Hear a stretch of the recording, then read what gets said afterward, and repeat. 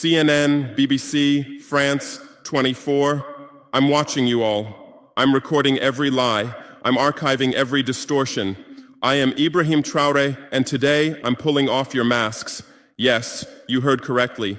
I, whom you call a young military junta leader, whom you brand as a dangerous radical, whom you serve up as an anti-Western dictator, am now telling you the truth. And this time you cannot turn off your microphones. This time you cannot turn away your cameras. This time your editors cannot cut this speech. Because the world you monopolize no longer exists. Because millions will hear these words now, without passing through your filters, without being subjected to your distortions, without being muddied by your lies. I am 34 years old. Every day of my life, I grew up with your lies. As a child, I would watch Africa on television. Always the same images. Children with flies, dry lands, weapons, death. This is Africa, they told us. This is what Africa is. And we believed it. We were ashamed of ourselves. We were ashamed of our own lands, of our own people. But then I grew up. I read, I researched, I questioned, and I understood that the Africa you showed us wasn't real. The story you told us was a lie. The fate you imposed on us was a script you had written. For years, how have you portrayed Africa? How have you shown it? How have you sold it to your viewers? As if we were creatures who had no share of humanity, as if we were savages left outside of civilization, as if we were wretches waiting for you to save us. Every day, every hour, every minute, the same story plays on your screens. Hunger, war, disease, corruption, terror, chaos. These are the words that come to mind when Africa is mentioned.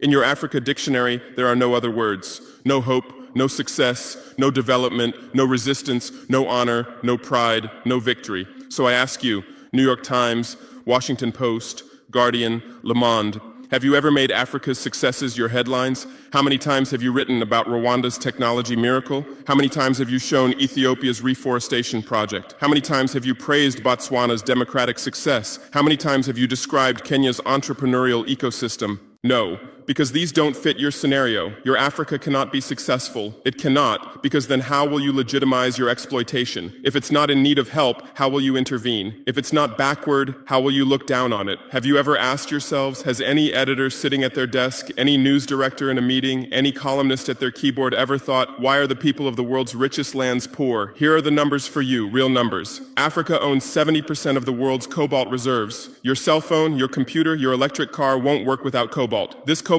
comes from Congo, but Congolese can't afford cell phones. Africa owns 90% of the world's platinum reserves. Catalytic converters, electronic devices, medical implants, they all need platinum. This platinum comes from South Africa, but South Africans are crushed by unemployment. Africa provides 30% of the world's gold production. Mali, Burkina Faso, Ghana, Tanzania.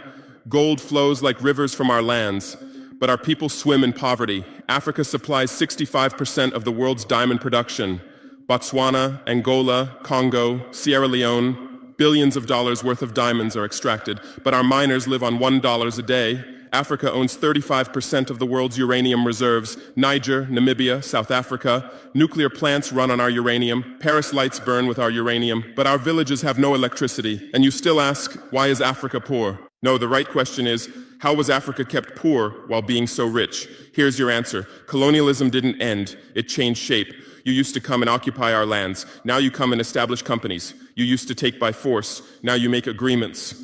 You used to rule with the whip. Now you rule with credit. Let me give you concrete examples. With numbers, names, dates, but you'll never write about these. Glencore, Swiss-based mining giant, extracting cobalt in Congo. 2022 revenue, $256 billion. Tax paid to Congo, $500 million. That's 0.2%. Is this justice? Rio Tinto, British-Australian mining giant, extracting bauxite in Guinea, 20 million tons annually. What's left for Guinea? Environmental pollution and cancer. Total, now Total Energies, French oil giant, extracting oil in Angola, Nigeria, Congo. 2022, profit, $36 billion investment in Africa, dirty pipelines, Anglo-American, founded in South Africa but now in London. Diamonds, platinum, iron, taking everything. What it left in South Africa, 6 million unemployed miners. And these are just the tip of the iceberg. What about the invisible, the secret deals, the offshore accounts, the transfer pricing tricks? Every year, $88 billion in illegal money flows out of Africa. Who writes about this? Every year, $45 billion in aid comes to Africa. Everyone writes about this, but no one says Africa is not the continent receiving aid, it's the continent giving aid.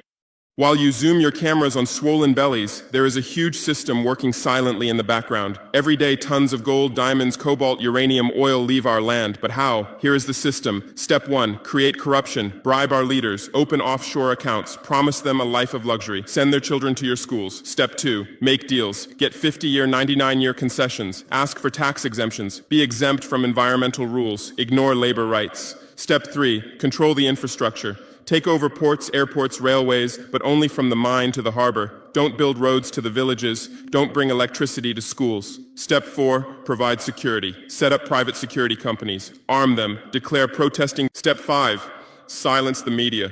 Buy local journalists. Suppress opposing voices. Serve internal unrest news to international media.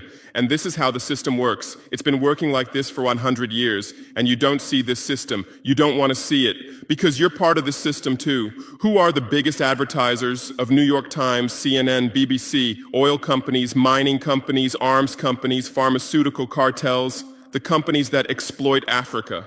You live on their money, you defend their interests, and what I'm about to tell you might cost me my life, but it's no longer time to be silent.